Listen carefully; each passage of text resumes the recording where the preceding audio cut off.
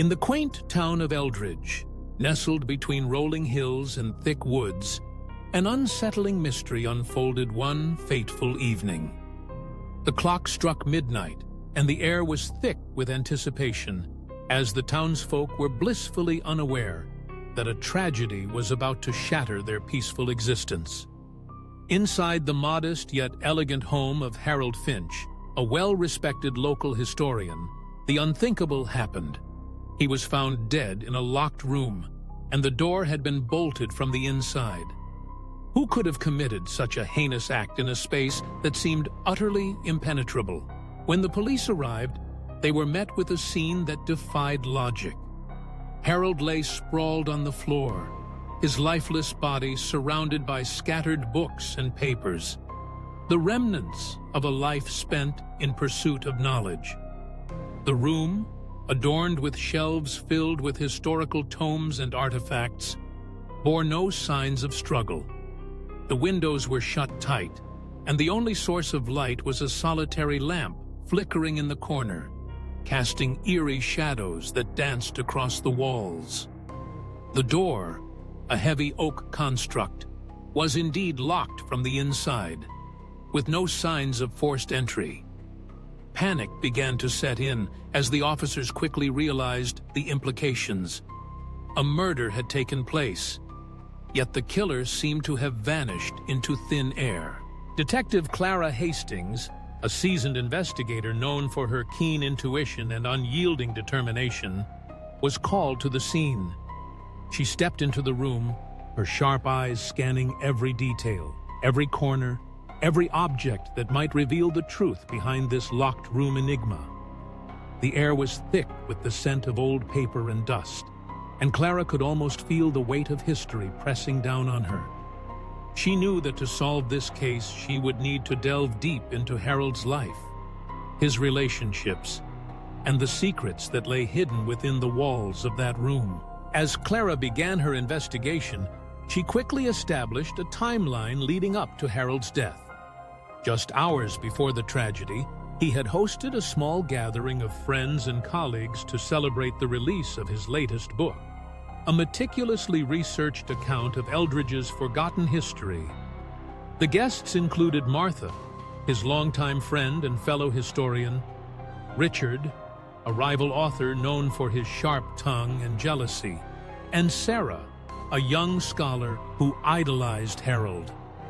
They had all left the gathering by 10 p.m., leaving Harold to tidy up and reflect on the evening's success. Witness accounts varied, but one detail stood out. Harold had been in high spirits, animatedly discussing his work and sharing anecdotes from his research.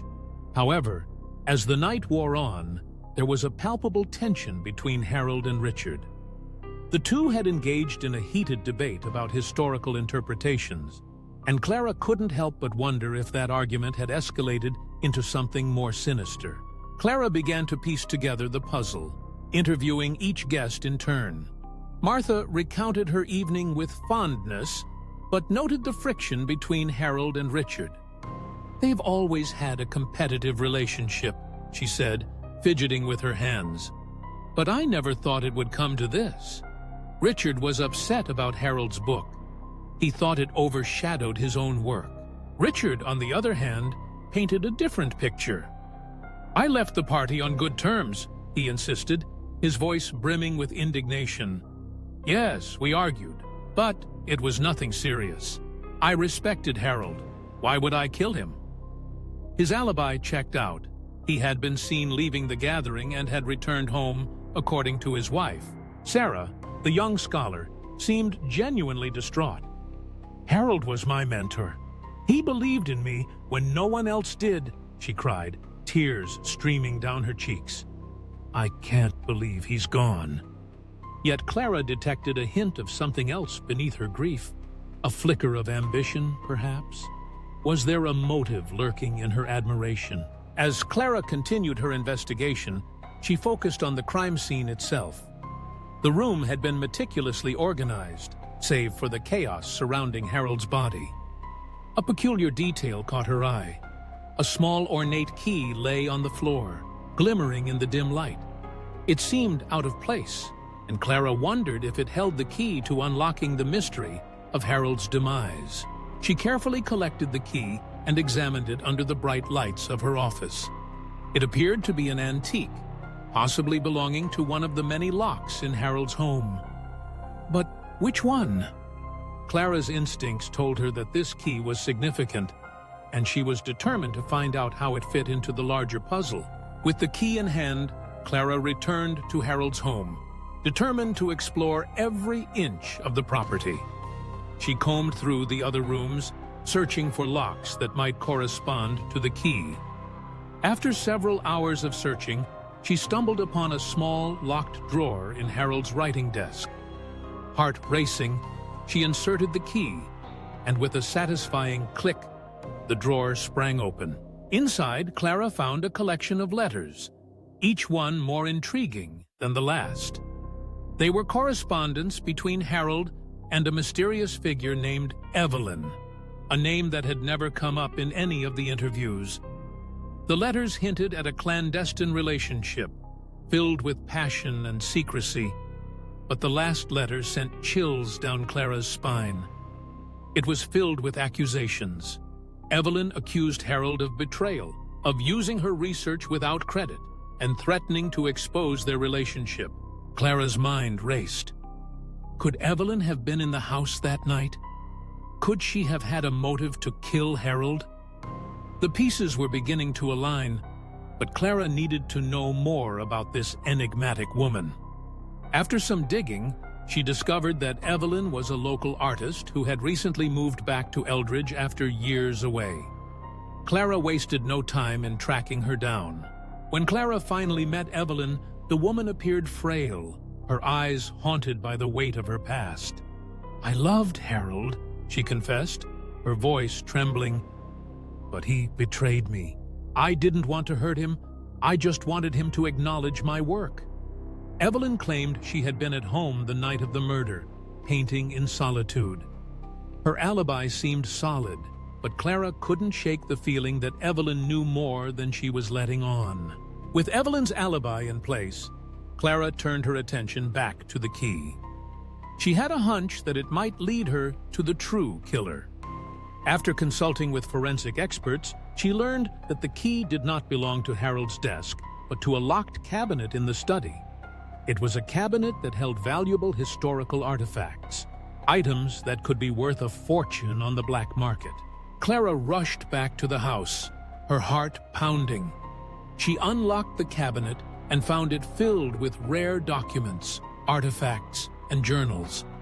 But one item caught her eye: a journal belonging to Harold that contained detailed notes about his research, including mentions of a hidden treasure linked to Eldridge's history.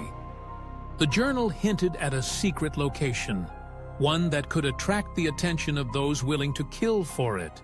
The pieces began to fall into place. Richard, the rival author, had a motive to silence Harold, who was about to unveil a discovery that could overshadow his own work.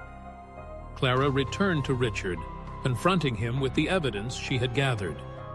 "You wanted to be the center of attention, didn't you?" she accused, watching his expression closely. Richard's demeanor shifted, and for a fleeting moment Clara saw something in his eyes. Fear? Guilt? "I didn't kill him!" he shouted, desperation creeping into his voice. "Yes, I wanted to be recognized, but I would never resort to murder." Clara took a step back, contemplating his words. Could it be that Richard was telling the truth? The locked room mystery was becoming more complex by the minute. Clara had to dig deeper, and she knew she needed to find a definitive link between the suspects and the murder. As she reviewed her notes that night, a breakthrough struck her like lightning. The key! What if it wasn't just a key to a drawer or a cabinet? What if it was a key to understanding the relationships between the people involved? Clara revisited the crime scene, focusing on the relationships of Harold's guests, and suddenly, everything clicked. The next day, Clara organized a meeting with all the suspects at the local cafe, claiming she had new information. As they gathered, tension filled the air. Clara laid out her theory, connecting the dots between Harold's research, the hidden treasure, and the motivations of each individual present. She watched their reactions closely. Martha, who had been quiet throughout the meeting, suddenly spoke up. "You think it was me, don't you?" she said, her voice steady but tinged with emotion. "I loved Harold. I wanted to protect his legacy, but I would never hurt him." Clara turned to Sarah, who had been unusually silent. "What about you, Sarah? You idolized Harold. Did you want to prove yourself?" Sarah's expression shifted from shock to anger. "I would never kill him. I wanted to learn from him, not take his life." Richard's face grew pale as Clara laid out the evidence against him. "You had everything to gain if Harold's work was discredited," Clara pressed. But it was Evelyn's reaction that spoke volumes. "You all think you know the truth, but you don't," she shouted, her voice breaking. "I loved him, yes, but I wouldn't kill him. I wanted him to acknowledge me, not erase me." Clara felt the tension peak, and in that moment she realized that the key to solving the mystery lay not in the evidence, but in the emotions at play. In a sudden moment of clarity, she turned to the group. "What if the murderer was someone none of you expected?" The room fell silent. Clara's heart raced as she revealed her theory. What if Harold's death was an accident, a tragic consequence of the very passion that drove him? What if he had discovered the hidden treasure and was killed not by a person, but by the weight of his own secrets? The group erupted in chaos, each person arguing their innocence, but Clara stood firm. The locked room was a reflection of Harold's life. He had locked away his secrets, his ambitions, and ultimately, his fate. The truth is, the real murderer was the burden of his own legacy. As the dust settled, Clara knew that the case would remain a haunting enigma. The room had been locked from the inside, a metaphor for the complexities of human relationships and the weight of ambition.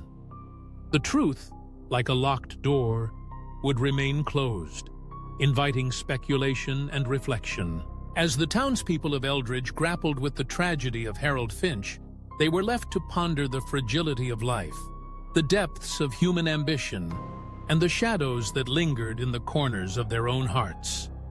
Clara Hastings, having unraveled the threads of the mystery, invited readers to reflect on the case and discuss their theories, a reminder that in every locked room there lies a story waiting to be told.